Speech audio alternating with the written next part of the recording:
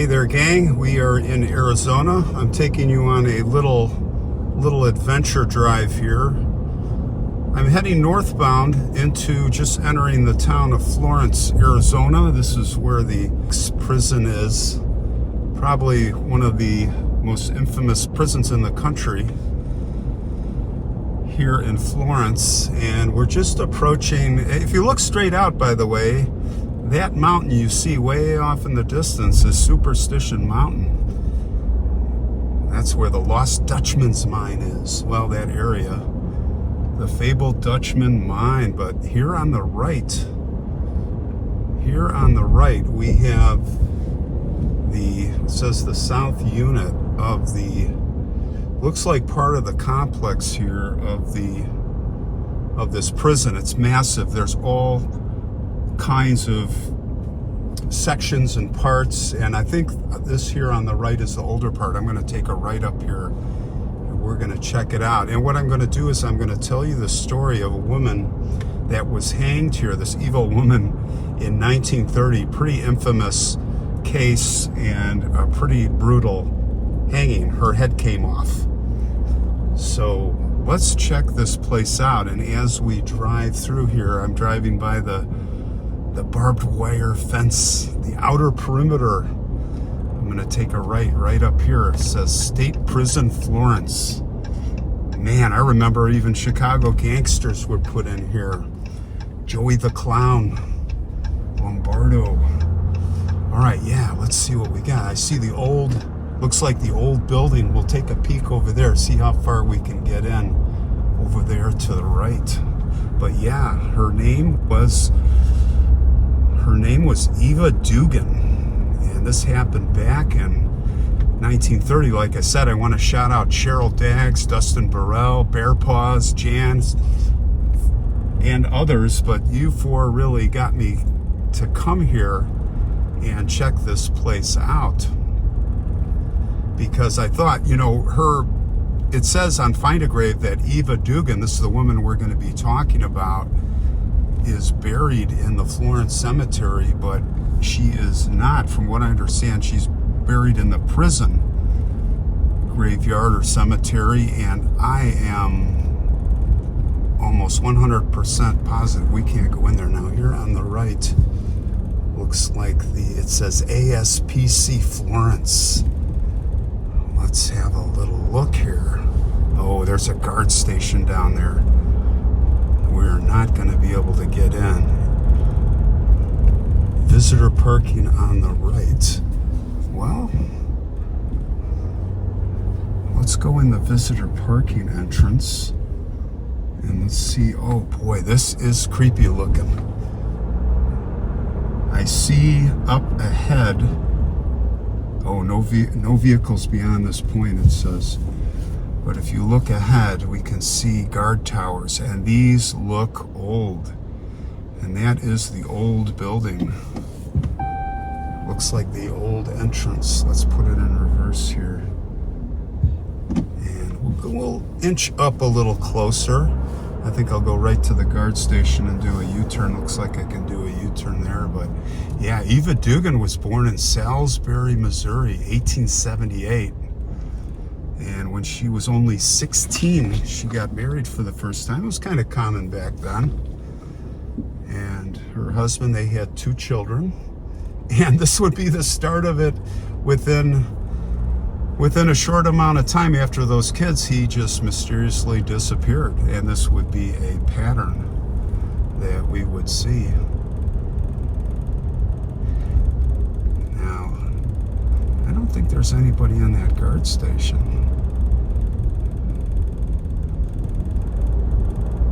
So let's push it. Yeah, you can see this is an old building.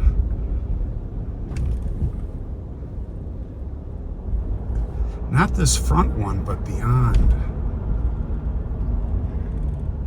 Oh, this is something else. Now, I'm not going to be fooling around with the camera because we're just driving through and probably not thrilled about having people film here.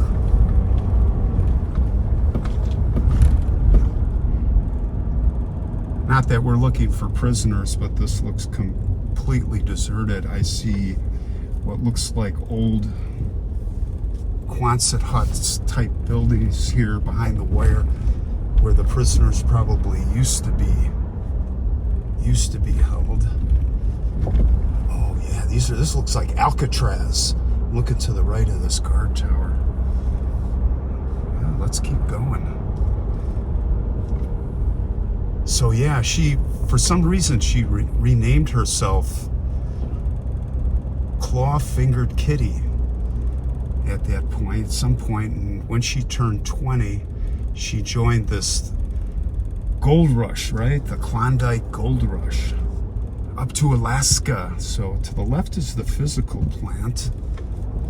And let's go to the right here.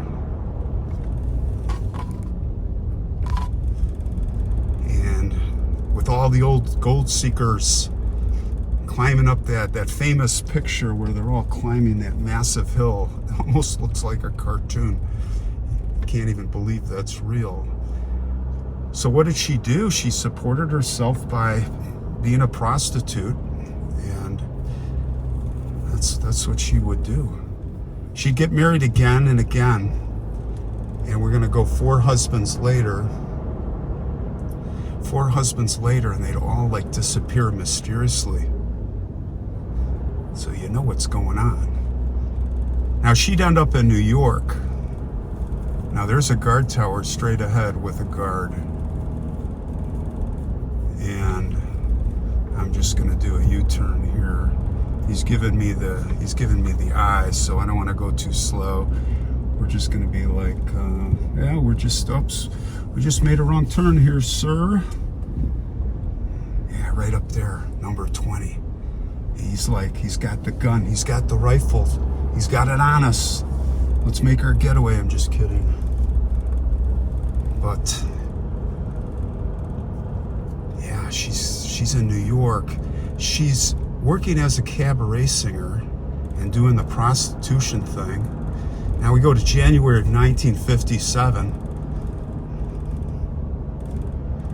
And she ends up out here in Arizona. And she's looking pretty haggish.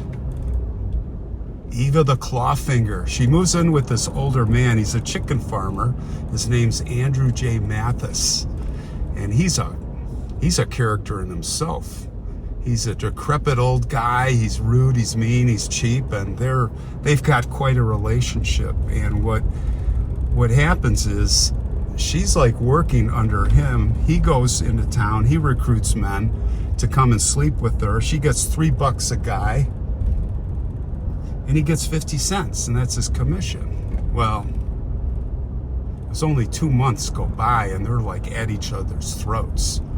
And all of a sudden, he's like figuring out she's trying to poison him. Yeah, she is trying to poison him, and he's like, "You're fired. Get out of my house. I want you off my property now." Right? So, what do you think she does? Well, she kills him. All of a sudden, he disappears.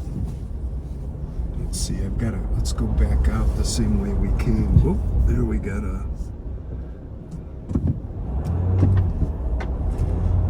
guy in a van who's kind of like waving at me, like, "What are you doing?"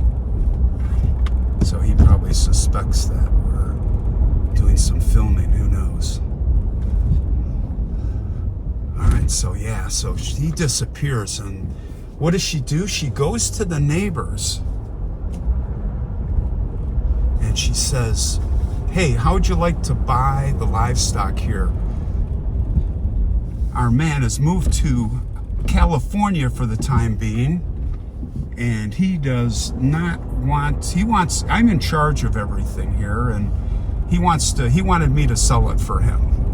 So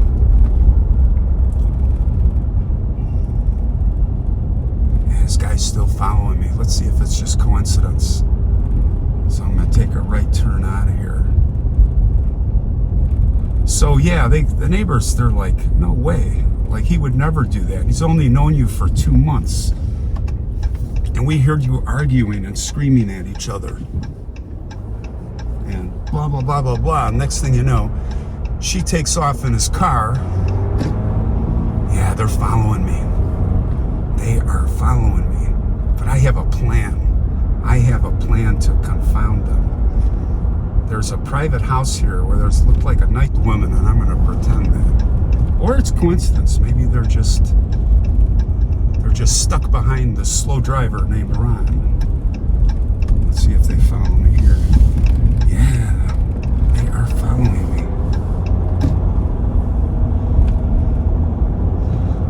So, what should we do? Well, I think we turn in here, and if I have to, I'll take a break and talk to this lady in this house. Oh, here she is. Here she is. Let's see if she knows anything about what's going on here. Oh, she's on the phone. Oh, hey, sorry to interrupt you. I was just curious about the history here. This is the Supermax prison, right? Well, this yard is an old yard. This used to house women, then it housed regulars. The Supermax is across the street at Central. Oh. And it's closed too. And it's closed. It's all, it's like a museum almost, huh? You know, my husband can tell you more because he's still an officer. I'm a retired officer. Oh, okay. Andrew! Andrew! So, yeah. I got a YouTube channel. Can I film you and talk about this? You can maybe film him, not me. Okay, okay. Because Andrew's, he's still an officer. Oh, cool. Andrew, this guy wants to talk to you about the prison. Hey, Andrew, how you doing? Hey, I got a YouTube channel, and I'm doing this story about Eva Dugan. Do you know who she is? She was hanged here in 1930. Oh, she was the one with the head that popped off? She's the one with the head. Can I put the camera on you? Can you tell us a little bit about it? That's all that I know about it. Oh, I just want to show everybody these nice people. I don't want to put you on camera. She doesn't want to. What's your name? Andrew Hunter. Andrew. So and you used to work here? Yeah. Still does. Still does. Oh, okay. So all I know is that I think that's why they stopped the hanging. Okay. Right, because her head popped off. I don't know. I don't think she was hung on prison property. What I've read is there's somewhere down in the town hall was where they used to do the hanging in the whole part of the town. Now, I'm a cemetery channel, so I was looking for her grave, but I'm betting she's not at the Florence cemetery. She's at the prison cemetery, and I'm betting that's off limits, right? Yeah. That you'll need to get permission to go to. And they're not going to give me permission, but interesting, good to know. So this is the old women's, that's all old, closed down, and I noticed driving up in that direction is this new, looks like the new, that's probably the active prison, right? You've got, right behind the service station is, they're both here on the other side of the street. But but there's down there's a huge prison complex. But those are private prisons. Those are private prisons. Oh, okay. Because Arizona's big into So private where are prisons. the bad guys kept? The Supermax? I'm in, I'm but just further down the road. Oh, so I go down that way, okay. Yeah. Because Joey the Clown Lombardo was here. I'm from Chicago originally. And I was like, man. So we moved out here, Arizona, and I wanted to come down here to tell everybody the Eva Dugan story. So that's the Supermax over there. Okay. Yeah. So a lot of scary people, huh? And if I'm remembering rightly from what I can remember about her, she was up in Klondike in Alaska in the gold rush. Yes, yep. She came down Yep. somewhere out of Tucson is where she killed a person that she was like a housekeeper for.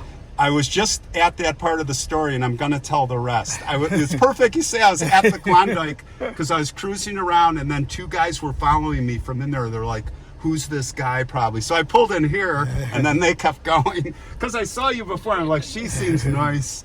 And all right, well, thank you so much for the history. How far down is it? I just want to do a drive-by. Oh, about a mile and a half, but it's off the main road. Oh, okay. You can see the entrance to it, but it's... I just want to see the entrance, but that's where the bad guys are now, huh? Yeah. Yep. Wow. Okay, you guys. Oh, yeah. Thank you so much. You'll have to go past the horses and the donkeys for the BLM, the prison horses. Okay. And then you cross a bridge, and then it curves around, and then you're going to go just a little bit further. On this, and it's on the left-hand side. but stay on this road. Yeah. All right, you take care. Thank you. Have a good one. All right, guys. That's awesome. All right, so we got rid of the trailers. We got some good info on this little adventure. Isn't this fun? All right, so yes, where do we pick up the story? And we're gonna head, let me get my seatbelt back on. We're gonna head back to, no, we're not gonna head back to, we're gonna take a left up here and go to where the active part of the prison. Now, if you look up ahead on the right, and I'm gonna take the you know, I'm using my cell phone here because there's like these Quonset huts, really weird looking. And then I'm gonna pick up the story. All right, look at this, you guys. This looks like Ice Station Zebra. Anybody remember that movie? Yeah, so they said this is all abandoned now. Look at that. That looks like, what a miserable, and imagine over 100 degrees in the summer. Back in, you know, they have air conditioners on top now, but imagine the 1930s, 40s or 50s, man, you were dying out here. So yeah, so we talked about the Klondike. We talked about her moving in with this guy Mathis, right? And she ends up killing him. She's trying to sell off his stuff. The neighbors aren't buying it. So she jumps in his coupe, this beautiful car. She gets the money box from in the house, and she takes off. And I think she went back to New York. She goes back to New York. Now, the police come to the property and they're searching. They're searching and they cannot find Andrew. You know, they're like, oh, we know she killed him, but we can't find her. Look at this prison complex. Complex is massive. Goes forever. So what they could do is charge her with auto theft. So they tracked her down. Here's more Quonset huts. There's a whole nother complex here on the right. It's called East Unit. Let's check this out. Nobody's here. We can drive in. Not all the way in. Oh, you could drive all the way in. I'm definitely not going to, though. I'll just go in this parking lot. So they track her down because this postal agent sees a postcard. I mean, her name's all over, right? And they're reading the story in the newspaper all over the country. And he sees her name. And he alerts authorities. And long and the short of it is they arrest her for auto theft. They bring her back. She's sentenced to like 3 to 5 years, 3 to 6 years in prison. Speaking of prison, all right, let's not much to see here, but I'm sure they got cameras all around, so I don't want to dilly-dally too long. If I wanted, I could go in there. But you talk about, that's an electric door. We could get trapped in there. Are you filming? What are you doing? You want to end up in here, boy? All right. So she's in prison, and I think it's 5 months later, 5 or 9 months later, they find his body. How did they find his body? Because somebody notices there's a depression in the ground. You know, when you bury something, dig the ground up, put it back, it sinks over time, over weeks and months. There's a depression. Sure enough, there's a skeleton, and from his clothing and all that other stuff, it's him. It's Andrew Mathis. So they arrest her, the Claw. Well, she's already in jail, and they're putting her into the interrogation. What does she say? She comes up with this really lame story. Look at all the burrows. It's a whole burrows. Let's see. You know, I got to take this off so you guys can see some of this stuff. Look at all the burrows out here. It's a burrow farm, guys. Huh. Let's see if I zoom in. Boy, you never know what you're going to see, right? So yeah, they're like interrogating her. And she comes up with this stupid story that there's some guy named Jack, this young guy that was there too, and that Andrew would abuse him. And finally Jack got sick of it, so Jack punched him out. And in the process, he killed Andrew. So it's like, what are we gonna do? Well, I'm not gonna help you bury the body. You take care of it, Jack. So Jack was on his own, according to her. Here's the bridge she was talking about, right? All right, it's gotta be just ahead. The real Supermax. Man, you would never know it. There's nothing here. So they do an autopsy. They do an autopsy on Andrew, and he was killed with an axe. They're like, Eva, I'm telling a fib. You did it. I'm gonna pull over, let this guy pass. There's a guy behind me. I don't want to be distracted. Here comes another truck. We'll let him go too. Man, I don't see anything. Oh, wait, what's that? That can't be the prison complex. It's way out there. All right. Let's cruise up here and let's see. Let me get this back on normal view. And let's just see where the road takes us. I saw something on the left up there.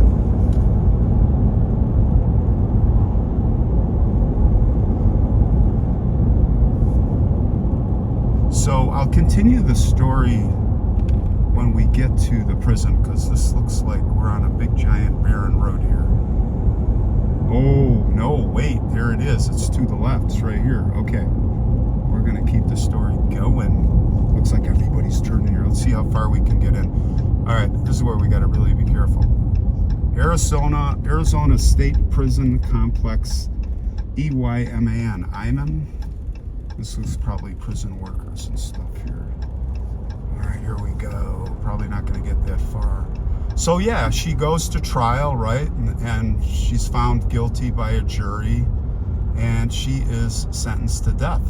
You know, no surprise.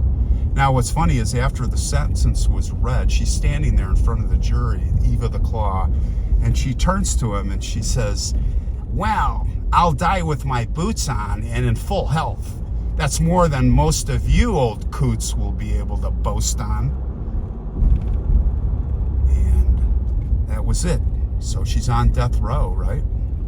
And while she's on death row, she's trying to appeal her case. And nothing is gonna work. Not working. Let's see, we got a little back up here. Might have to, oh yeah, that's the guardhouse. So we're gonna turn around right here.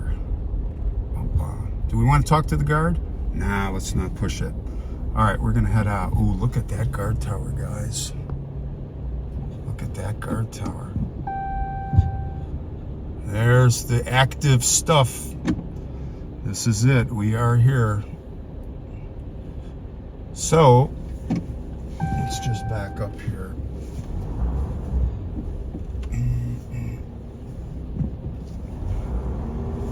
Before we get chased again. I look like, you know, when you approach a roadblock, you turn around. You are guilty. The chase is on.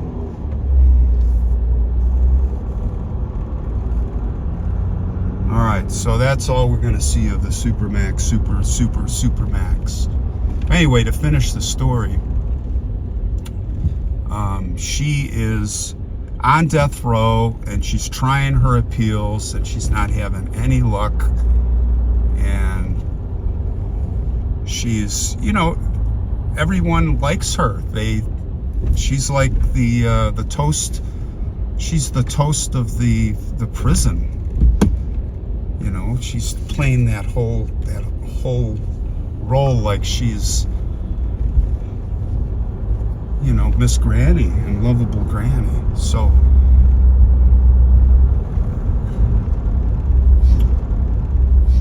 all right, we're not being followed. All good. So yeah, Miss Lovable Granny. And finally the day is coming, right? The day is coming of her execution. And they call her, I forget what was exactly happy, the happiest inmate or happy Eva. But really she was really sad. She was freaking out. And then came 5 a.m., the execution time, and they let her from the gallows. And she had, before the execution, she was selling, I think it was $1 or $3 a interview to newspaper guys. So she's saving money up, and she was quilting these handkerchiefs, these monogrammed handkerchiefs, and she would sell those. And with all that money, she wanted to get a fancy coffin.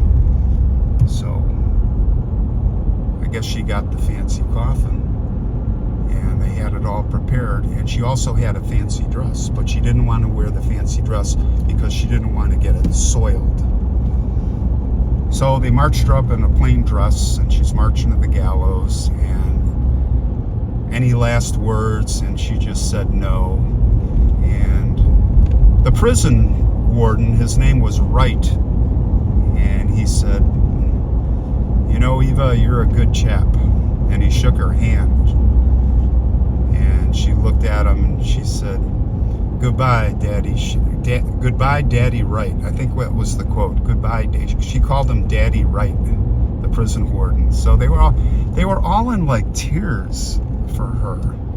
So they had witnesses. I think they had 30, 40 witnesses. First time that women were allowed to be witnesses for an execution like this. And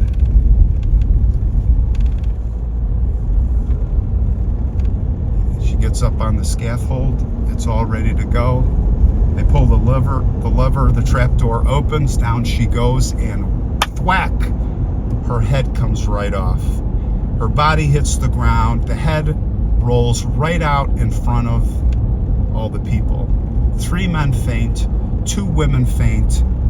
It's a gruesome scene because I think it was said the blood was pumping out of the stump of her neck for like not just seconds, minutes. It was just a bloody mess. And after that, that was the last time they did a hanging.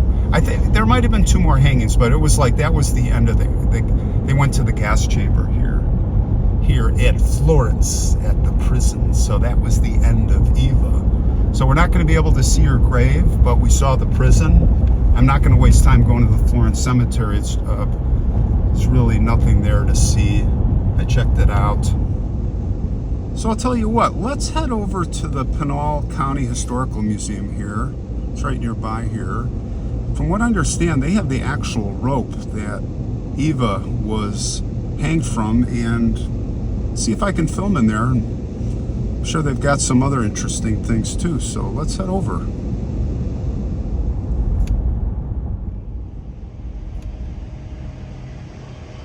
All right, gang, we continue on our little adventure here in Florence. We are at the museum, and I scoped it out.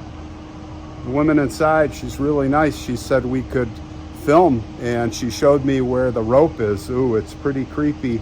And there's a whole gallery of other convicts condemned that were executed with everybody has their own rope there, and a lot of other things. The trap door, wait till you see this. So let's just go inside. I already paid my little admission, it's $5.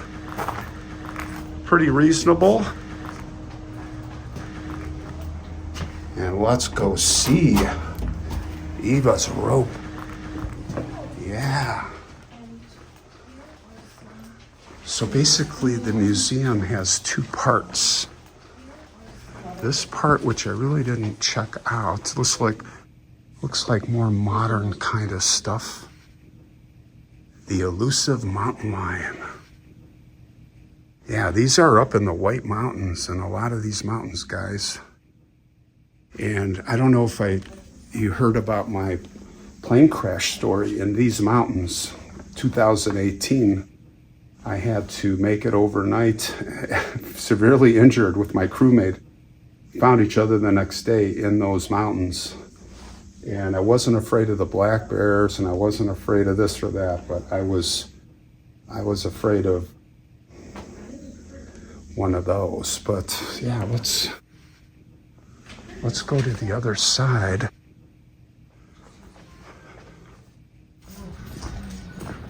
Yeah. So this is the older section here. Get the zoom out. And it looks like a lot of Victorian era, Western frontier stuff. I'll give you a little view before we go to the little corner.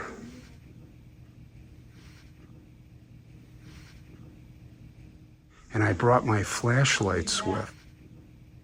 2 flashlights because I want to take our time over there and really get a look at these. Some saddles.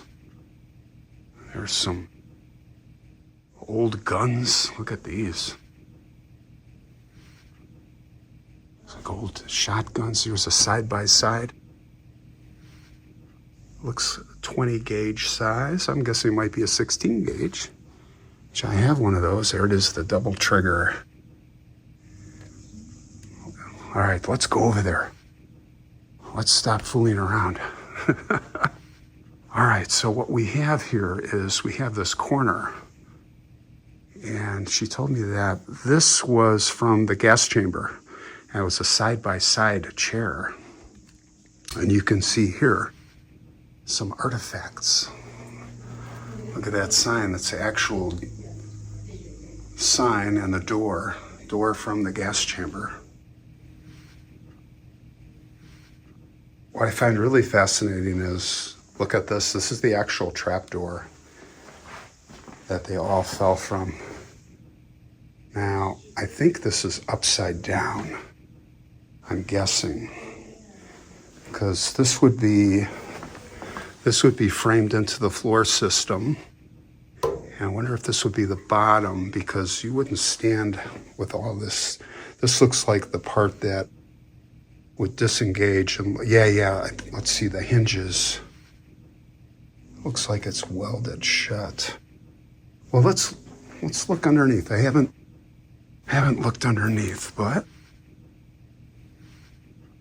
yeah, it's hard to say. So you can see that welded shut.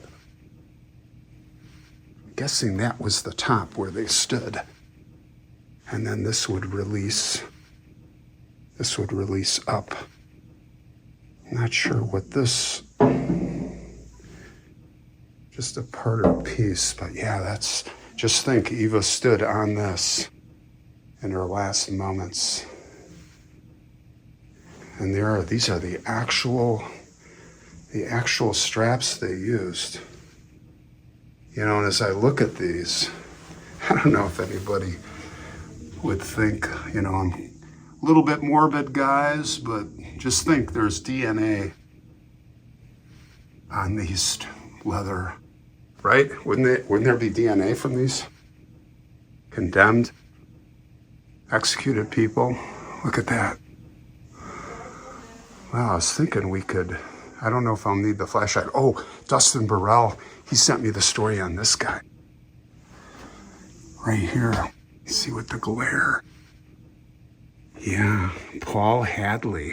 All right, I'm gonna try the flashlight here. I don't know if it's gonna be better or worse. Yeah, I think that's pretty good. I'm trying to avoid glare. Okay, how's that? So let's go down the line here on a few of these. We can't look at all of them, but I don't want it to be overlit either. Looks like it's Manuel Martin. William Ward, 38 years old, executed 5:12 a.m., June 20th, 1924. 5:25, boy, they were punctual. 5:10, because Eva was 5:11. Look at those eyes. Theodore West. Let me zoom in a little. Hold on. Be easier to see some of these. Yeah, how's that? That's better, huh? So I'm gonna try and support this gimbal. Hold on my shoulder. It can keep it steadier. Thomas Roman,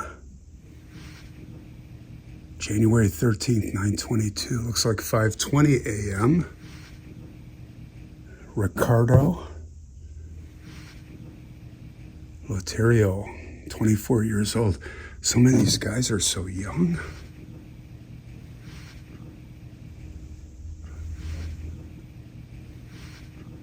Nishan, Friday, September 20th, 24 years old. Here's their hairstyle. Pedro Dominguez, 27 years old, 5:30 a.m., January 14th, 1921. This guy looks really young. Well, he's 24 also. They're all in their low 20s, like 24 years old. Torres. Look at that. And there you see the ropes, guys. I should show the ropes. I'll show the ropes as we... There's a Peralta. Miguel. Hanged 3:20 p.m. No name on this one. Did you see the rope? This looks like right before the execution, maybe. All right, what's that? Oh, he's got his... They have like a shoulder mirror. Look at that. See on his right shoulder, it's like the mirror's cut out, so you put your shoulder in there and you get like you save picture film. Just one picture, you get the side view and the front view. 4436. Ah, it's so sad. You look in those eyes and they know they're about to die, probably. Domingo Franco, 44 years old. 1911. So those are all earlier. Rafael Barella, 30 years old. Mexican. December 2nd, 1910. 10 a.m. execution. So a lot of Mexicans, it looks like. December 2nd, 1910. Oh, look how young this guy is. Only 19. Jose Lopez. All these are murder, first degree murder. So, I'll give you a quick look at some of these. Some of the faces, guys. So many, right? Go over here, then we'll get to Eva. There's an interesting picture here. What's that? And they're all smiling. These might just be convicts. I don't know if they were condemned. Yeah, gas chamber. Boy, look, you could open this right up really easy, but she said not to open it. She doesn't want this open, so we won't do that. A lot of these don't have names.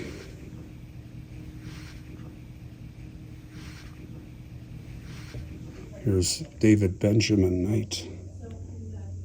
Gas chamber. So these are all, and you can see the dates, 1937. Really after Eva, 1930, I think there might have been just a couple of more executions. And that was it. Then they went to the gas chamber. That's all these guys. So many souls. Lethal gas, 1939.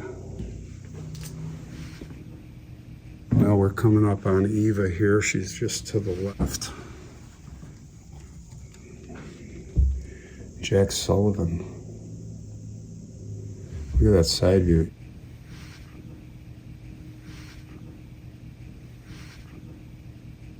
Irishmen. I think these are two Irishmen. George Joseph Shaughnessy. July 13th, 1934. He looks like he's 18 or 19 years old, huh? All right. And then the opposite is Lewis Douglas. He looks much older. August 31st, 1934. Okay.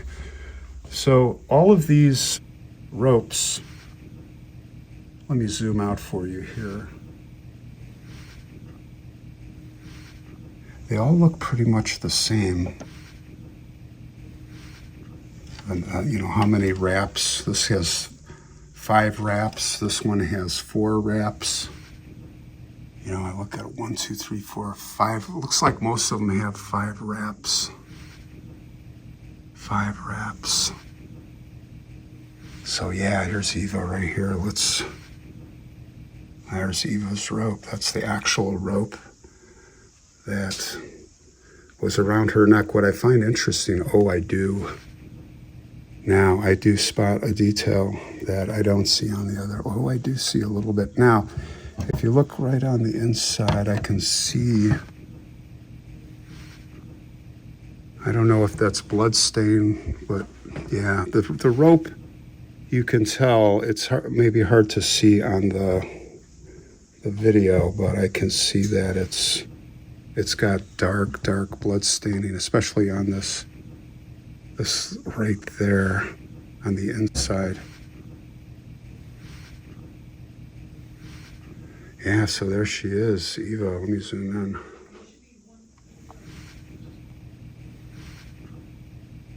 Her picture, you know, it's the famous mugshot of her. Yeah, there it is, guys.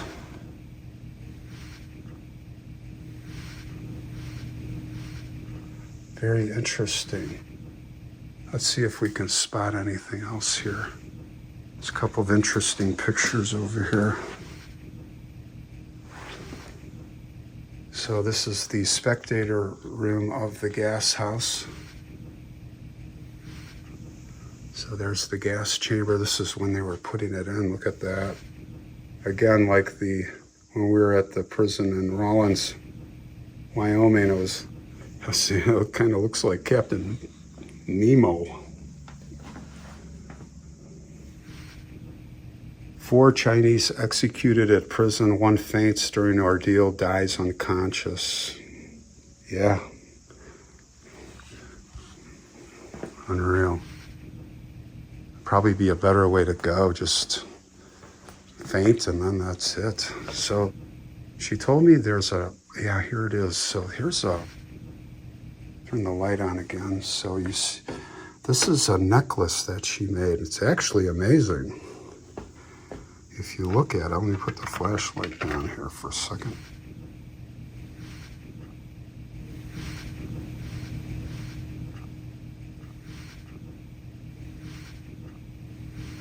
So in order to make money in prison, you can see there's one of the handkerchiefs.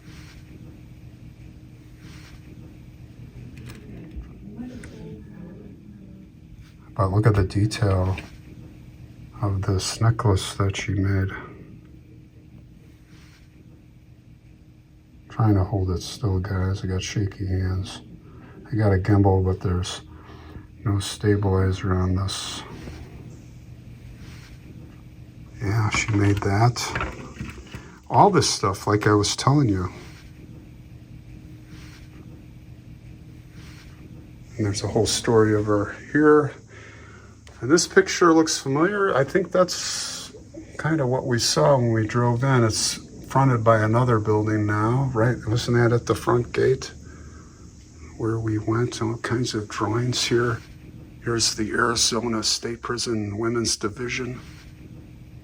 That was by the lady's house where we were talking to her. That was that part of the prison. And gosh, there's so much to look at just in this one corner. But here, this looks like a summary of all the prisoners. I'm guessing these are the ones that were all killed. There's an interesting one here. I don't know why, I just gravitated to that one. I don't see Eva here, but I think these were other, yeah, look at last meal steak, French fried potatoes. Oh my gosh, you could just go through all of these. Look at this guy. What was his, he's a painter. But a lot of them have, most of them have last meal. Burritos, pork chops. Wow, they killed a lot of people here. These look like different. Oh, no, I think this guy, I recognize him. So this is just more information and more guys. Dairy worker, looking for the last meals. They're mostly down here. Broiled chicken, 9 corn tortillas. What did he have? He murdered Randy and Linda Leon in 1974.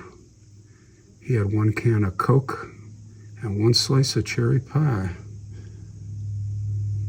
He does not look Latino, but he has that name. Oh, this guy had a whole bunch of stuff. 2 BLTs, white bread, mayo, eggs, hash browns. Sorry, I'm trying to hold this camera. You know what? I'm gonna do this. Hold on. Mr. Shaky. Hashed potatoes, breakfast rolls, strawberry jelly, pineapple. Oh my gosh, he had a big desserts. A lifetime of desserts all in one meal. Steak, sliced potatoes, chocolate, marshmallow. Boy, these guys got the works, man. Look at that. This guy had 6 fried eggs, bacon, hash brown, Cokes, coffee, and Rolaids. Rolaids. Okay, we're going to end it on Rolaids. Wow, guys, that's crazy. Where did I see there was the phone too? Oh yeah, this is the phone I wanted to show you. That's the last stay of the death house phone. Final call from the governor. And all kinds, look at the shackles. And homemade knives and shivs. Boy, lots to see if you like this kind of stuff, all in this little corner here. All right, I'm heading out. This was a fun little adventure. I hope you enjoyed it, and we'll do more of these along with the, the usual cemetery stories. All right, guys. That's creepy. You have to come check it out. All right, see you later.